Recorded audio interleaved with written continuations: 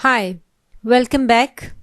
यहाँ पर हम अपनी डिस्कशन वाइल लूप पर कंटिन्यू करेंगे। खासतौर पर हम देखेंगे कि जब हम एक लूप के अंदर ट्राई स्टेटमेंट में होते हैं तो ब्रेक और कंटिन्यू किस तरह से काम करते हैं। सबसे पहले हम थोड़ा रिफ्रेश करेंगे कि जब हम ट्राई स्टेटमेंट पे काम करते हैं तो हम एक्सेप्ट क्लॉज भी हमारे पास आता है। एक्सेप्ट क्लॉज में हम एक्सेप्शन के तौर पर काम करते हैं, यानी हम कुछ स्पेसिफिक एक्सेप्शंस को यहाँ पर ट्रैप कर सकते हैं। लेकिन यहाँ पर इसके साथ फाइनली क्लॉज भी होता है जो कि ट्राई में एग्जिस्ट करता है, और ये फाइनली क्लॉज हमेशा उस वक्त भी रन करता है जब कोई एक्सेप्शन मौजूद हो या ना हो, फाइनली जरूर रन करेगा। तो हम इसको जल्दी से देख लेते हैं कि ये किस तरह से काम करता है, यानी ट्राई एक्सेप्ट और फाइनली हमारे पास किस तरह से काम करता है। सबसे पहले a इज इक्वल टू हम 10 ले लेंगे and b is equal to 1।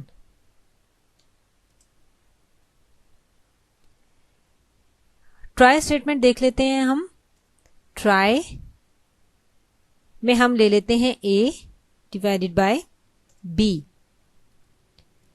और यहां पर हमारे पास एक्सेप्ट में आ जाएगा एक्सेप्ट, जिसमें हम एक एक्सेप्शन को ट्रैप करेंगे।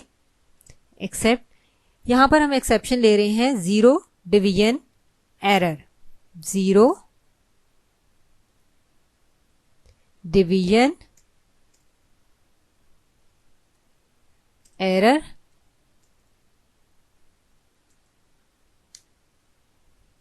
और इसके साथ हम प्रिंट करवा लेते हैं। प्रिंट में हमारे पास आ जाएगा division by 0।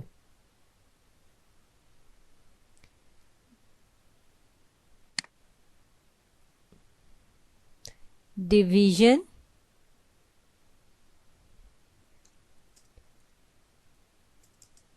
Bye 0,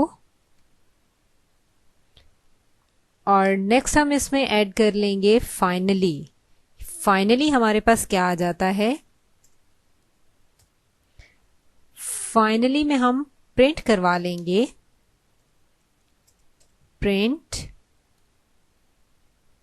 this always executes, this always executes.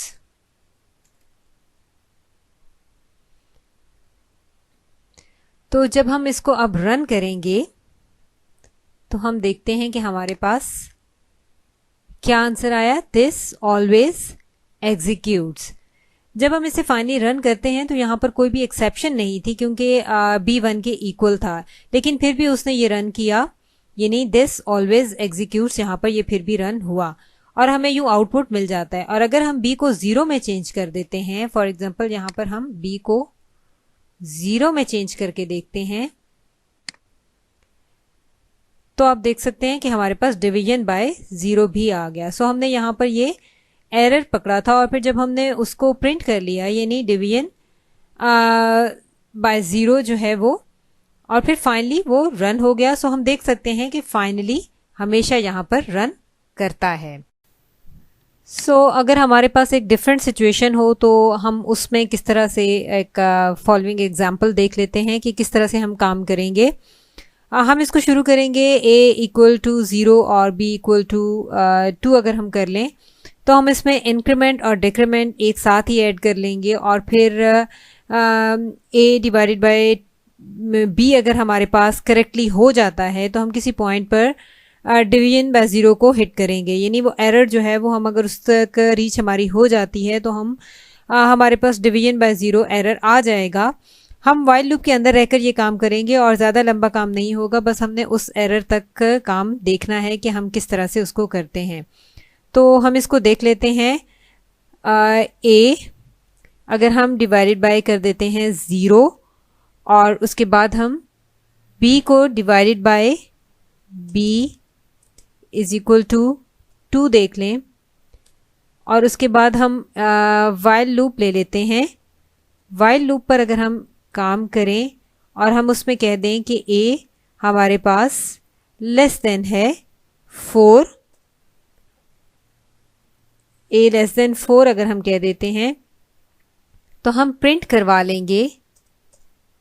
Print हम ये चाह रहे हैं कि हमारे पास एक आ जाए यहाँ पर हम लूप को बहुत ही सेपरेट करना चाह रहे हैं, बहुत नीटली काम करने के लिए। तो उसकी नेक्स्ट लूप की इंडिकेशन के लिए हम यहाँ पर इस तरह से डॉट्स अरेंज कर देंगे, डॉटिंग सेट कर देंगे।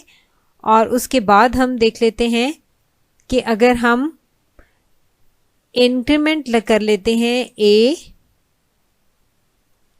प्लस इज इक्वल टू 1 और साथ ही हम b का डेक्रीमेंट ले लेते हैं a minus is equal to 1, क्योंकि हम ये एक्सपेक्ट कर रहे हैं कि ये कहीं पर जाकर b 0 को हिट कर लेगा, 0 तक पहुंच जाएगा।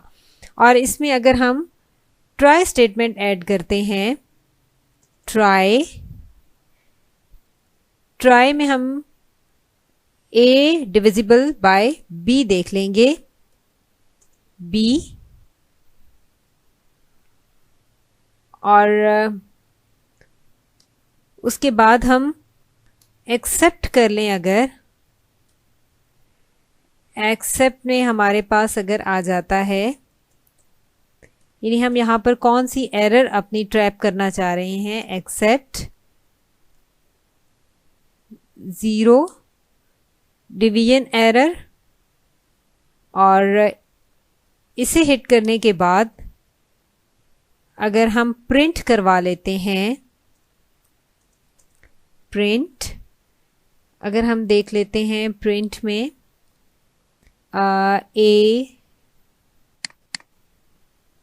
हम इसको देख लेते हैं,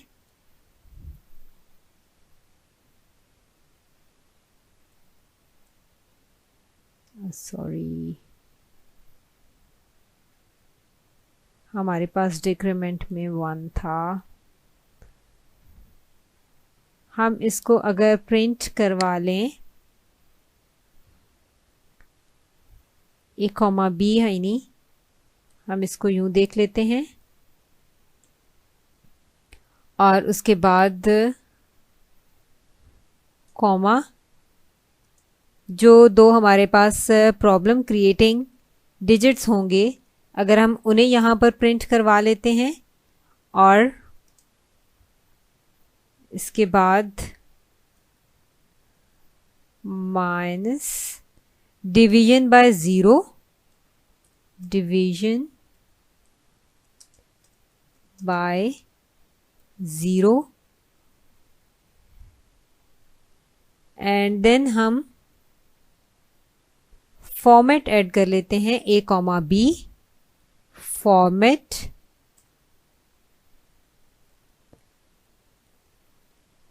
a, b, और उसके बाद हम कंटिन्यू भी ऐड कर लेते हैं कि हमारा लूप यहाँ पर वापस एग्जीक्यूट होने जाएगा। जब यहाँ पर वो एरर को हिट करेगा तो वो वापस अपने फंक्शन में एग्जीक्यूट होने जाएगा। तो हम यहाँ पर कंटिन्यू ऐड कर लेंगे, और कंटिन्यू में भी हम फाइनली कर सकते हैं। तो हम फाइनली हम क्या प्रिंट करवाना चाह रहे हैं कि हमारा एग्जीक्यूट होने के बाद फाइनली ज़रूर रन होगा। तो हम उसमें क्या रन करवाना चाह रहे हैं, प्रिंट, एंड प्रिंट हम करवा लेते हैं again a, b,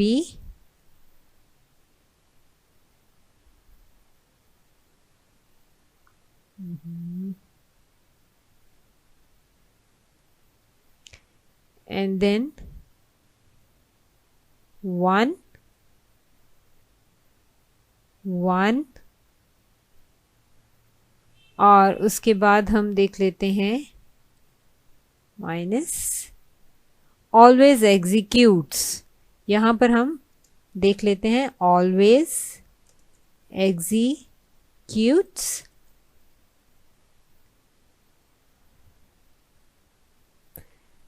and then हम फॉर्मेट ले लेते हैं, format a, b,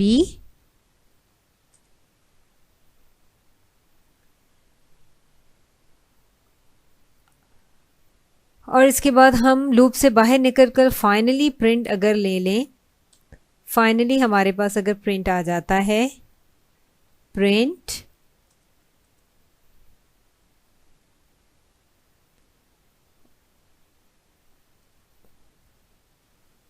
a comma b again and then 1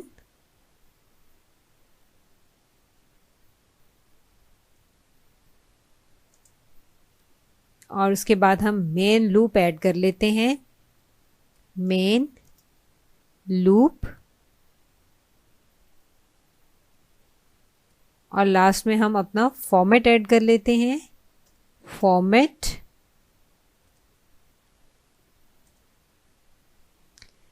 format में हमारे पास A, B।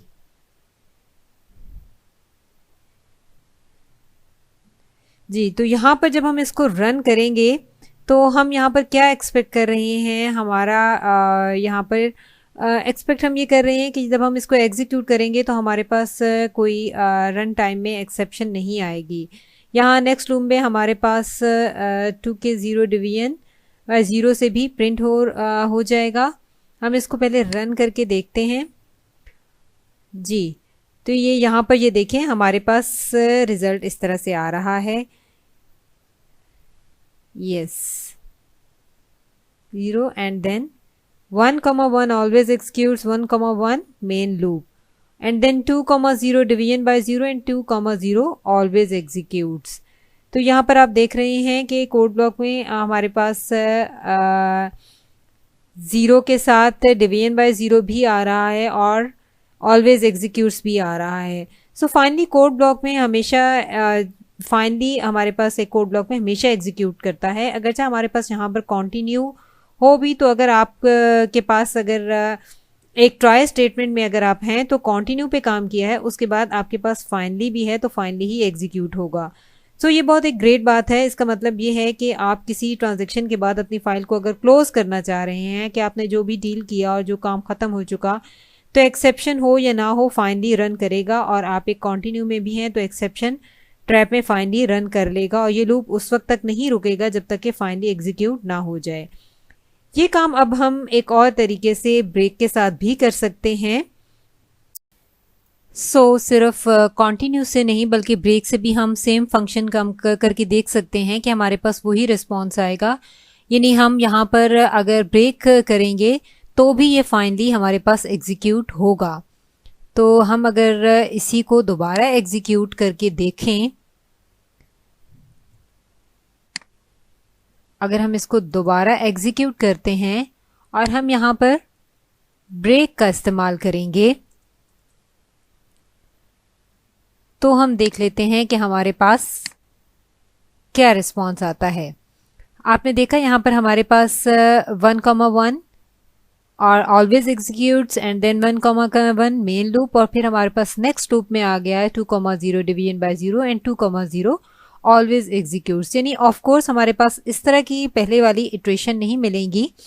जो ही हम फर्स्ट एरर को हिट करेंगे तो हम लूप को ब्रेक कर देंगे, और जब हम इसे एग्जीक्यूट करते हैं तो आप देख सकते हैं कि ये डिवीजन बाय 0 एरर यहाँ पर आकर रुका हुआ है, लेकिन फिर भी फाइनली हमारे पास एग्जीक्यूट हुआ है। यानी हमारी स्टेटमेंट में हमारे पास ब्रेक था, तो इसलिए हमें ये इस तरह का रिजल्ट मिला है। अब अगर आप चाहें तो आप इसको एल्स स्टेटमेंट के साथ भी करके देख सकते हैं। वो हम इस तरह से कुछ करेंगे। फॉर एग्जाम्पल हम ऐड कर देते हैं एल्स, और एल्स में हम देख लेते हैं, प्रिंट करवा लेते हैं, प्रिंट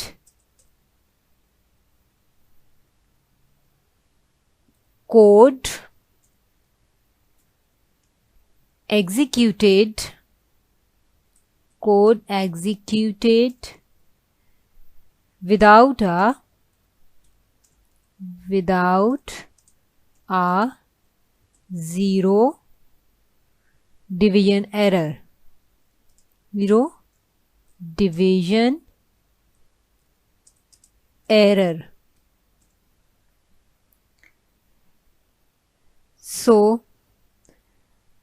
अब अगर आप चाहें तो इसको हम एल्स स्टेटमेंट के साथ अगर मिलाकर देख रहे हैं तो एल्स को जब हम एग्जीक्यूट करेंगे तो हम इसमें ब्रेक का सामना नहीं करते, और इसको जब हम रन करेंगे तो यहाँ पर देखें हमारे पास इस तरह से आंसर आया 2,0 डिवीजन बाय 0 एंड 2,0। ये कंप्लीट हमारे पास इसका आंसर आ गया। यानी अगर हम इसमें ब्रेक का सामना नहीं करते तो ये डिवीजन एरर पे 0 डिवीजन एरर यानी हमारे पास कभी नहीं था, तो हमारे पास प्रिंट कोड 0 डिवीजन एरर के बगैर आ जाएगा। चूंकि यहाँ पर हमारे पास 0 आ जाता है इसलिए हमारे पास इस तरह का ये केस इस तरह से है। अब अगर हम इसको चेंज कर देते हैं, यानी ये यहाँ पर 0 तक एरर आना था, और अगर हम इसको देख लेते हैं 10 कि ये हमारा एरर के साथ अगर आए, तो अगर हम अब इसको एग्जीक्यूट करेंगे तो ये यहाँ पे आप देख सकते हैं कोड एग्जीक्यूटेड, यानी इसकी रीच जो है वो पहले एल्स तक नहीं आई, लेकिन अब यहाँ पर ये आ चुका है print code executed without a 0 division error. So आपने देखा कि हमने वाइल लूप को यहाँ तक थोड़ा रिफ्रेश करना था, हमारा मकसद ये था। याद रखें कि वाइल लूप आप हमेशा कंडीशनल एक्सप्रेशन के लिए इवेल्युएट करते हैं जिसमें ये गारंटी नहीं होती कि आपका लूप एक दफ़ा भी रन करेगा, और अगर ऐसा आप करना चाह रहे हैं तो आपको वाइल ट्रू की अप्रोच करनी पड़ेगी। और फिर वाइल लूप में आपके पास एल्स क्लॉज होता है जो कि आप उसके साथ अगर अटैच कर दिया जाए तो इसी सूरत में वाइल लूप नॉर्मली टर्मिनेट होता है बगैर किसी ब्रेक स्टेटमेंट के, और इस तरह से एक ट्राई स्टेटमेंट को लूप के अंदर कॉन्टिन्यू ब्रेक स्टेटमेंट्स के साथ इस्तेमाल किया जा सकता है। और आखिर में हम ये देखते हैं कि फाइनली ज़रूर एग्जीक्यूट होता है, चाहे लूप कॉन्टिन्यू हो या ब्रेक हो रहा हो, जो मेन चीज़ हमने यहाँ पर देखी। ऑलराइट, थैंक्स फॉर टुडे, मिलते हैं नेक्स्ट वीडियो में।